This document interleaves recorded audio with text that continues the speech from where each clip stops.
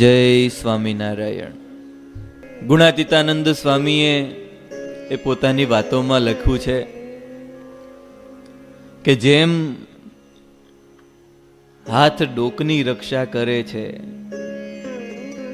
પાપણ આંખની રક્ષા કરે છે, એમ ભગવાન હંમેશા પોતાના ભક્તોની રક્ષામાં હાજરા હજુર હોય છે.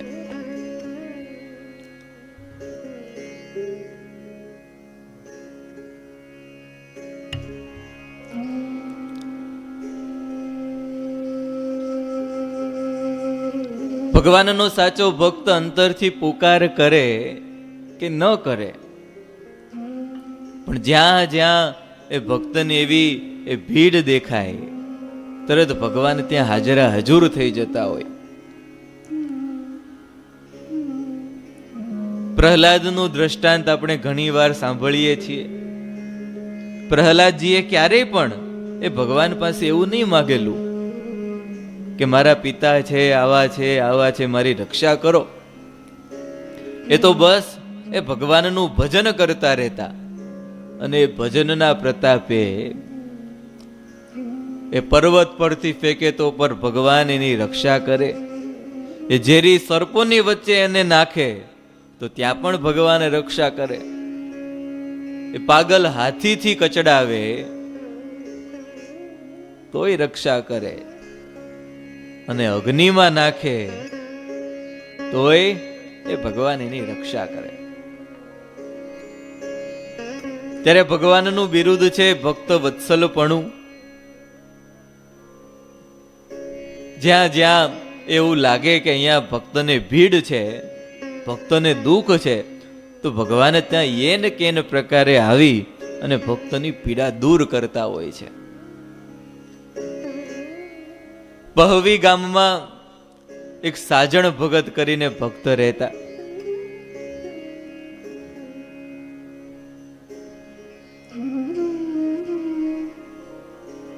ભગત ખેતી કરે એટલે સેજે ગાયો, ભેંસો, બળદો રાખે. આજે ખેતી કરતા હોય તો ટ્રેક્ટર રાખે. જૂનો જમાનો.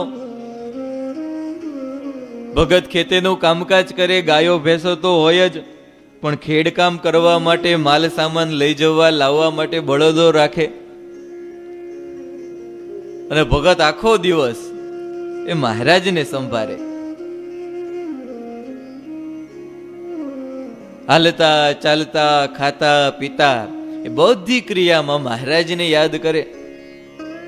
છીંક આવે તો સ્વામિનારાયણ સ્વામિનારાયણ, બગાસું આવે તો સ્વામિનારાયણ સ્વામિનારાયણ, ઠેસ વાગે સ્વામિનારાયણ સ્વામિનારાયણ. ગાડું લઈને ખેતરે જતા હોય, કામકાજ માટે બહાર જતા હોય, કોઈ પણ ક્રિયા કરતા હોય, મહારાજને યાદ કરી અને કીર્તનો બોલતા જાય. તમારી મૂર્તિ વિના હે મારા નાથ રે, બીજું મને આપશો માં. હું તો એ જ માગું છું હે જોડી હાથ રે, બીજું મને આપશો માં. ભગવાનની પાસે હાથ જોડીને ભગવાનની મૂર્તિ માગવી. ભગત મહારાજની મૂર્તિ માગતા ને આપણે ભગવાન પાસે આવ્યા હોય તો, મહારાજ તમારી મૂર્તિ સિવાય બીજું બધું આપી દો. પણ ભગવાનની પાસે આવીએ ને, ખૂબ સુંદર પદ છે. શું માગવું ભગવાનની પાસે? હવે સાધુ પાસે આવ્યા હોય અને એની પાસે આપણે રૂપિયા માગીએ તો, પણ એમની પાસેથી જો ભગવાનની ભક્તિ માગીએ, ભજન કેમ કરતા, ભજન કેમ કરવું એ માગીએ, વૈરાગ્ય માગીએ, તો એની જોડીમાં એ બધું પડેલું જ હોય એ આપી દે. તમારી મૂર્તિ વિના હે મારા નાથ રે, બીજું મને આપશો માં.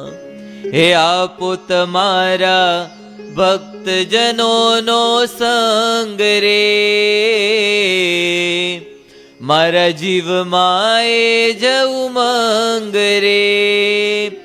બીજું મને આપશો માં, હે મને આપશો માં. તમારી મૂર્તિ વિના હે મારા નાથ રે, બીજું મને આપશો માં. મારા ઉરમાં કરો નિવાસ રે, હે મને રાખો રસિયા તમ પાસ રે. બીજું મને આપશો માં, હે મને આપશો માં. તમારી મૂર્તિ વિના હે મારા નાથ રે, બીજું મને આપશો માં. હે મહારાજ, એ કાયમને માટે એ તમે મારા હૃદય કમળમાં આવીને વિરાજમાન રહો.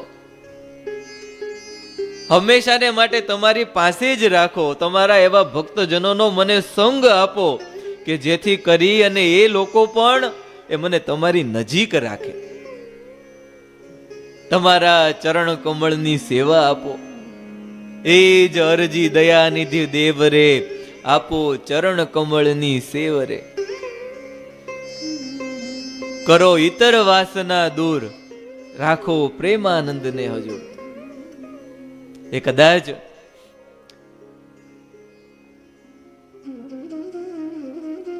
માયગા વિના આપણે રહી ના શકીએ તો ભગવાન પાસેથી આ માગું કે કરો ઇતર વાસના દૂર, કે ભગવાન તમારી સિવાય જે બીજી બધી ઈચ્છાઓ રહે છે ને એ બધી પણ દૂર થાય. પ્રહલાદજીનું જ દ્રષ્ટાંત છે ને. ભગવાન નૃસિંહજી પ્રગટ થઈ ગયા, કોઈ રીતે શાંત રહે નહીં. પ્રહલાદજી ગયા, એકદમ શાંત થઈ ગયા. ખોળામાં બેસાડી અને ભગવાને સહેજે પૂછ્યું કે બોલો પ્રહલાદજી, તમારે શું ઈચ્છા છે? ભગવાને 2-3 વાર પૂછ્યું એટલે સહેજે પ્રહલાદજીએ કીધું કે ભગવાન, એ તમે આટલી બધી વાર માગવાનું મને કહો છો તો મને એવું લાગે છે કે ઊંડે ઊંડે હજી કંઈક એ મારે માગવાની ઈચ્છા હશે. એ તમારી સિવાય બીજી ઈચ્છા હશે તો ભગવાન મારી એ ઈચ્છા પણ બધી જ એ દૂર કરી દો. એ તમારી સિવાય બીજી કોઈ પણ મારી ઈચ્છા ન રહેવી જોઈએ. આ સાજણ ભગત એ હંમેશા આમ મહારાજને યાદ કરે, કીર્તનો ગાય અને આખા ગામમાં ભગતની ભક્તિ પાછી વખણાય. એ ભગત ગાડું લઈને જતા હોય તો કોઈ સાજણ કે એમ કરીને નામ કહીને ન બોલાવે, ભગત કહીને જ બોલાવે. ઘણાની શેરીઓમાં એવી છાપ હોય,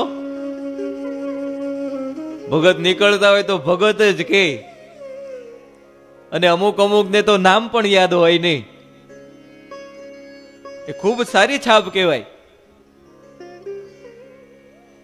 આ સાજણ ભગત એની ભક્તિ આખા ગામમાં વખણાય, પણ ત્યાંના રાજાને આ વાત ગમે નહીં. મનમાં વારે વારે એમ થાય કે આ ભગતને એ કઈક દંડ દઈએ, પણ કઈ કરી શકે નહીં. કારણ કે ભગત એ સમયે સમયે એ પોતાનો જે કઈ પણ વેરો હોય એ ચૂકતો કરી દે. વળી સત્સંગી હોય એટલે એ બીજા કોઈ આમ તેમ વાકમાં પણ આવે નહીં. પણ આ રાજા એ કોઈક ને કોઈક લાગ શોધા કરે કે કેમે કરીને આ ભગતને ભીડામાં તો લેવા છે. એ સ્વામિનારાયણની ભક્તિ કરે છે ને, એ ભક્તિ કરતા એને બંધ કરવા છે. હવે એ સમયમાં એ ફિરંગીઓનું, અંગ્રેજોનું રાજ્ય એ બાજુમાં દીવ, એ દીવમાં આવી ગયેલું. સૌથી પહેલા એ લોકોએ એ બધા બંદરોને લેવાના શરૂ કરેલા, અને પેલું જ ઈસ્ટ ઇન્ડિયા કંપની સુરતમાં સ્થાપેલી. એટલે અંગ્રેજોનું રાજ્ય દીવમાં આવી ગયેલું. સહેજે એ પોતાની પાસે એ વિલાયતી બંદૂકો હોય, વળી પાછો સારામાં સારો ઘોડો હોય, અને પોતે પાછા અંગ્રેજ એટલે આસપાસના પ્રદેશોમાં પણ એ કોઈ કોઈ જગ્યાએ પોતાની જો હુકમી ચલાવે. એ તો ધન્ય છે એ આપણા ભારતના વીર સપૂતોને કે જેમણે આ બધાની સામે લડત લઈ અને આપણને મુક્ત કર્યા. નહીતર વિચાર કરવા જેવો છે એ હજુ કદાચ આપણે ગુલામીમાં હોત, આ લોકોએ કોઈ લડત લીધી ના હોત તો આ થોડા ઘણા મંદિરો દેખાય છે ને, એમાં હમણાં તો પાછું એ તો ખ્યાલ જ ન આવત આપણને. દીવમાં અંગ્રેજોનું રાજ્ય એટલે ઘણા અંગ્રેજો ઘોડા ઉપર આમ તેમ ફરતા હોય, કોઈને કોઈ ઉપર પોતાની જો હુકુમી ચલાવે. એમાં એક દિવસ આ સાજણ ભગત એ ગાડામાં એ માલ સામાન ભરી અને બહાર ગામથી એ ફરી પાછા પોતાના ઘરે જતા હશે. મહારાજને સંભાળીને ગાડું ચલાવતા જાય અને બરોબર ત્યાં જ એ સામેથી આ બંદૂકધારી ઘોડે સવાર એક અંગ્રેજ મળ્યો. હવે ભગત હોય એટલે સહેજે એ મહારાજની આજ્ઞા પ્રમાણે એ બળદોને, ગાયો, ભેંસોને એ 4 નિરણ વ્યવસ્થિત જમાડતા હોય, ખવડાવતા હોય. ભગતના બળદો પણ એકદમ તાજા માજા. વળી પાછો સ્વામિનારાયણનો ધર્મ આજે ઉજળો કહેવાય એટલે ભગતના ગાડાય ચોખ્ખા. આ અંગ્રેજ સરકારે, આ અંગ્રેજે જોયું કે માળો બળદ છે જોરદાર અને ગાડા પણ જોરદાર છે, આ આયા નહીં પણ આપણી સાથે કામમાં લાગે ને એવા ગાડા ને બળદો છે. એટલે અંગ્રેજ સરકાર સીધો ગાડું ઘોડું દોડાવી અને ભગતની આગળ આવીને ઉભો રહી ગયો. બંદૂક દેખાડીને ભગતને કીધું કે અત્યારે ને અત્યારે આ ગાડું અને બળદ એ બંને મારી પાછળ ને પાછળ ચાલતો થઈ જા. હું જ્યાં ઉભો રાખવાનું કહું ત્યાં જ ઉભો રહેજે, નહીતર આ ભડાકે દઈ દઈશ તને. હવે ભગત મનમાં વિચારે કે આટલો બધો સામાન એ કદાચ માનો કે બળદ ગાડું લઈને જતો રહે, પણ મારે આ સામાન તો પાછો ઘરે પહોંચાડવો ને. એટલે ભગતે સહેજે કહ્યું, યુક્તિ વિચારી કે શસ્ત્રધારી છે અને મહારાજની આજ્ઞા છે કે શસ્ત્રધારી હોય તો એની સામે વધારે રાજા, શસ્ત્રધારી એની હારે અને ગુરુ એની સામે ક્યારેય બોલવું નહીં. ભગતને થયું કે આ શસ્ત્રધારી છે, અત્યારે જીભા જોડી કરવા જેવી નથી, અને એમાંય વળી પાછી તલવાર નથી, આ તો બંદૂક છે. તલવાર હોય તો હજી છટકી જવાય, પણ આ બંદૂકના ઘાથી છટકાય નહીં. ભગતે યુક્તિ વિચાર કરી. ભગતે કહ્યું કે સાહેબ, એ આ આટલો બધો સામાન છે, એ હું તમારી પાછળ ગાડું લઈને આવું તો વળી સામાન ઘરે ક્યાં પહોંચાડવો? અહીંયા નજીકમાં જ મારું આ પહવી ગામ છે, હું ત્યાં સામાન મૂકી અને ફરી પાછો આવી જઈશ. પેલા અંગ્રેજે કહ્યું કે ભલે, એ તારે જવું હોય તો જા, પણ જો પાછો નહીં આવ્યો ને એ તો તારા ગામમાં આવી, તારા ઘરે આવીને ગોળી મારીને જતો રહીશ, બંદૂક મૂકીને તને મારી નાખીશ. સાજણ ભગત કે પણ હું પાછો આવીશ જ તો પછી બંદૂકની વાત જ ક્યાં? પેલા અંગ્રેજે રજા આપી કે જા, અહીંયા તારી રાહ જોઉં છું, પણ તું પાછો આવજે. આ બાજુ ભગત પોતાના ઘરે એ બધો માલ સામાન ઉતારી અને સાજણ ભગત સીધા પેલા ગામધણી પાસે ગયા, રાજા પાસે ગયા. ભગતે આવીને ગામધણીને ફરિયાદ કરી કે રાજા, એ આવી રીતે એક અંગ્રેજ એ બહાર ઊભો છે, હાથમાં બંદૂક છે, ઘોડા ઉપર સવાર છે, આ મારું બળદગાડું એને ગમી ગયું છે અને એણે એવો હુકમ કર્યો છે કે આ બળદ અને ગાડું બંને લઈને મારી પાછળ ચાલો. તો રાજા, આ મને આ અંગ્રેજના ડરથી મને બચાવો, એની ચોરીથી મને બચાવો. રાજા બરોબર લાગ જોતા હતા. રાજા કે સાજણ, એ તમારે તો એ સ્વામિનારાયણનો આશરો છે, એટલે તમે તમારા સ્વામિનારાયણ ભગવાનને જ કહો, એ સ્વામિનારાયણ ભગવાન તમને બચાવી લેશે. સાજણ ભગત પણ બુદ્ધિ વાળા, નહીતર તો અમુક ભગત હોય તો, પણ આ સાજણ ભગત વ્યવસ્થિત બુદ્ધિ વાળા. સાજણ ભગતે કહ્યું કે રાજા, એ સ્વામિનારાયણ તો ભગવાન છે, એ કદાચ તમે નહીં રક્ષા કરો ને, એ તો એ જરૂર રક્ષા કરશે અને એ કરશે જ.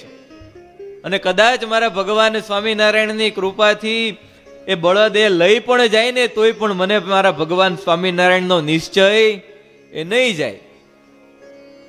પણ રાજા, એ તમને એક વાત કહી દઉં, એ તમે અમારી પાસેથી રક્ષા વેરો ઉઘરાવો છો.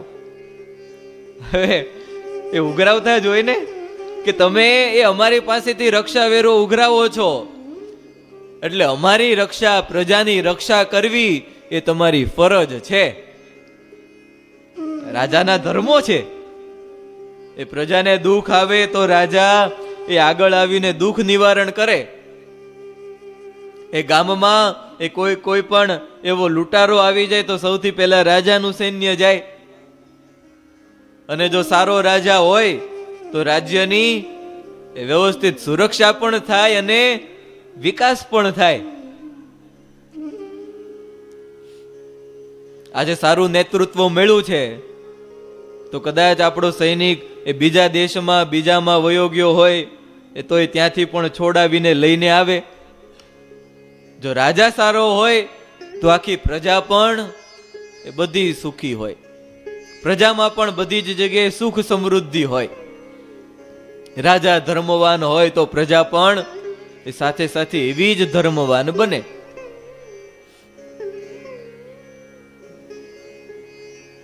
આ સાજણ ભગતે રાજાને કહ્યું કે રાજા, એ ભગવાન સ્વામિનારાયણ તો મારી રક્ષા કરશે ને કદાચ નહીં કરે ને, એ તો પણ મને એનો નિશ્ચય નહીં જાય, પણ તમે અમારી પાસેથી રક્ષા વેરો ઉઘરાવો છો તો તમારી ફરજ બને અમારી રક્ષા કરવી. હવે રાજાને આમ કહી દે. રાજા કે ભલે એ બધા ધર્મો હોય, પણ એ જો સ્વામિનારાયણ ભગવાન તમારું રક્ષણ કરે તો અમે તમારી પાસેથી એ આજીવન એ રક્ષા વેરો નહીં લઈએ. બસ. સાજણ ભગત કે લખાણ કરી દો. પાકા ભગત હતા, મહારાજની એક એક આજ્ઞા પાળતા. લખાણ તો કરવું પડે ને, મહારાજે કહ્યું છે ને કઈ પણ કાર્ય કરવું તો એ લખાણ સહિત કરવું. સાજણ ભગત કે લખાણ કરી દો, તમે જે પ્રમાણે બોલ્યા છો એ પ્રમાણે એ મને લખી આપો. રાજાને થયું કે સ્વામિનારાયણ ભગવાન અત્યારે ક્યાં વળી એની રક્ષા કરવા આવવાના છે. તરત જ રાજાએ લખાણ કરી આપ્યું કે જો આ સાજણનું એ બળદગાડું એ જો અંગ્રેજ સરકાર લઈ જાય ને એમાં જો સ્વામિનારાયણ ભગવાન રક્ષા કરે તો આ સાજણ ભગતનો આજીવન કર વેરો માફ. ભગતે પત્ર લઈને પટારામાં મૂકી દીધો અને આ બાજુ મહારાજને પ્રાર્થના કરવા લાગ્યા કે હે મહારાજ, એ તમે તો ભક્ત વત્સલ છો, એ આ મારા માથે આ સંકટ આવ્યું છે, આ બળદગાડું એ અંગ્રેજ લઈ જવાના છે, તો મહારાજ એને ટાળો. અને વળી મહારાજ એ આ રાજાને પણ ભરોસો કરાવો. એ કદાચ બળદગાડું લઈ જાય તો મારે કોઈ તકલીફ નથી, પણ આ રાજાને ભરોસો કરાવો કે તમે પળે પળે એ ભક્તોની રક્ષામાં એ હાજરા હજુર થાવ છો. ભગત તો હાથ જોડીને મહારાજને પ્રાર્થના કરવા લાગ્યા. નમન હું કરું વિશ્વપાળને, કરગરી કહું ભક્તિ બાળને. અરજ માહરી હે ઉર માધરો, વિપતિ માહરી શ્રી હરિહરો. અવર આશરો મારે નથી, સર્વ જાણને શું કહું કથી. કઠણ કાળમાં હે આપ છો ધણી, સુખદ શ્યામળા મુક્ત ના મળી.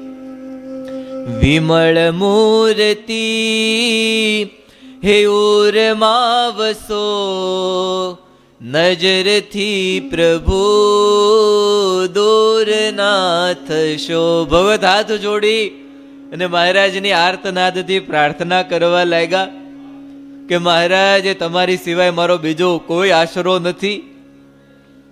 વળી આ રાજાને પણ એ નિશ્ચય કરાવો કે તમે એ ભક્તની રક્ષામાં હાજરા હજુર હોવ છો.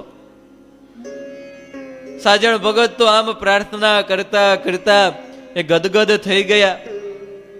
આ બાજુ ઘણી વાર લાગી ગઈ પણ ભગત હજુ એ ગાડું લઈને પાછા ગયા નહીં, કારણ કે મહારાજને પ્રાર્થના કરતા હતા. ભગતનું ગાડું બળદગાડું બહાર ફળિયામાં હશે.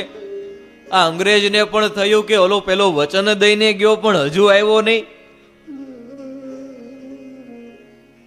ઘોડે સવાર થઈ અને એ પહવી ગામમાં એને પ્રવેશ કર્યો.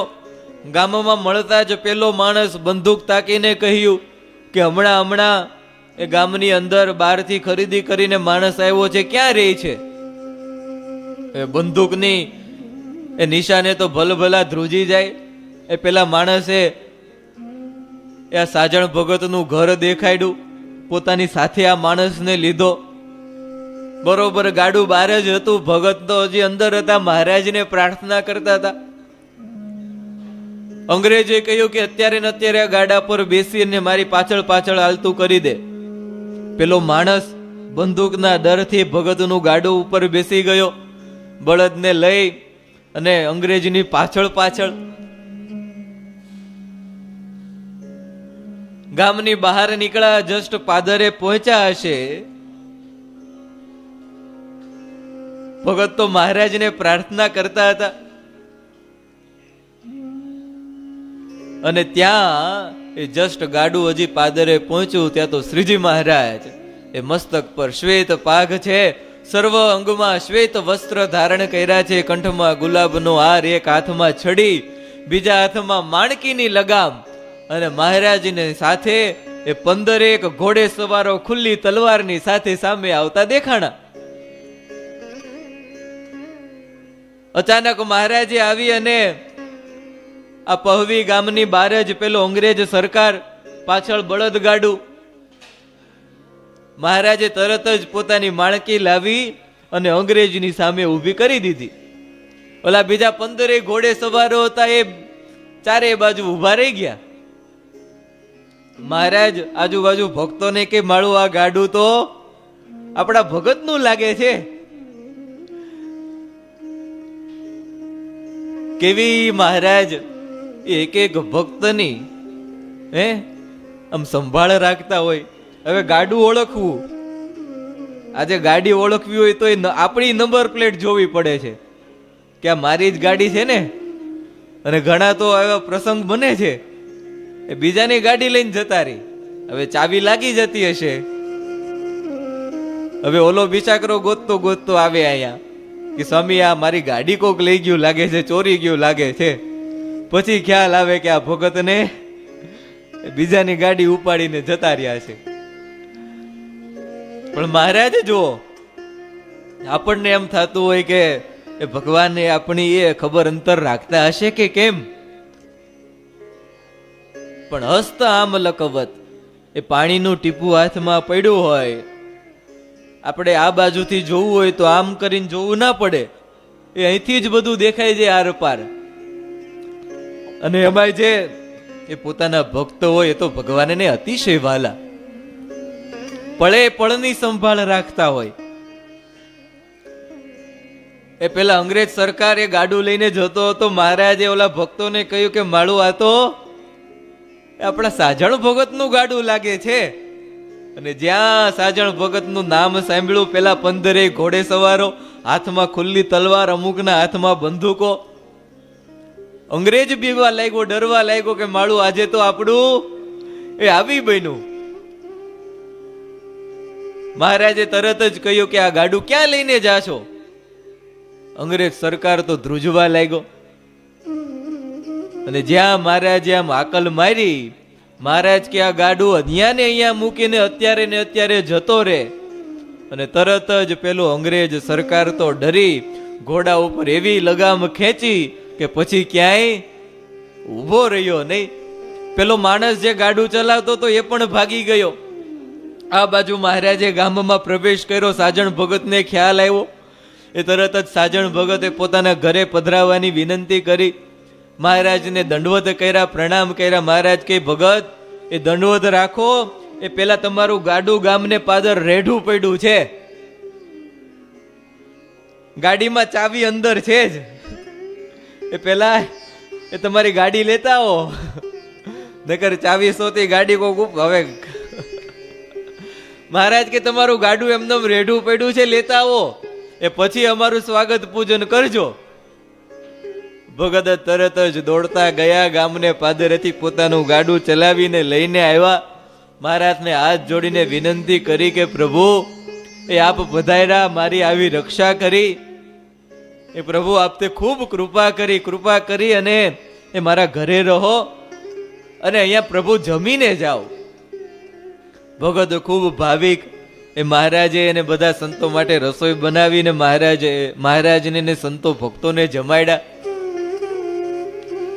મહારાજને પ્રભુને વિનંતી કરી કે મહારાજે આપે ખૂબ દયા કરી, મારી રક્ષા કરી, મારું બળદગાડું છોડાવ્યું. મહારાજ આવી જ રીતે એ અંતકાળે પણ લેવા માટે એ પધારજો. મહારાજ તેમને કલ્યાણનું કોલ આપીને નીકળી ગયા. પણ હવે સાજણ ભગત એ બળદગાડું લઈ અને કોની પાસે આવ્યા? ઓલા રાજા પાસે આવ્યા. રાજાને કહ્યું કે જુઓ રાજા, આ તમે કહેતા હતા ને ભગવાન સ્વામિનારાયણ તારી રક્ષા કરશે, આ જુઓ એ મારી ઘરેથી અંગ્રેજ સરકાર ગાડું લઈને જતો રહ્યો હતો, પણ ગામને પાદરે મારા ભગવાન સ્વામિનારાયણ આવ્યા અને આ મારું ગાડું આ મને પાછું આપી દીધું. રાજાને પણ થયું કે ભગવાન સ્વામિનારાયણ પણ ખરા અને આ સાજણ ભગતની એ ભક્તિ પણ સાચી. રાજાએ જાહેરમાં કહી દીધું કે આજથી એ આ જીવન એ આ ભગતનો એ રક્ષા વેરો તો માફ, પણ બીજા જેટલા વેરા છે ને એ બધા વેરા પણ એ માફ. અને પછી તો એ રાજા પણ એ ભગવાન સ્વામિનારાયણના આશ્રિત થયા. ત્યારે કહેવાનું કે જો એક સાચા ભક્ત હોય તો ભગવાન એની પળે પળે એ રક્ષામાં એ હાજરા હજુર થતા હોય છે.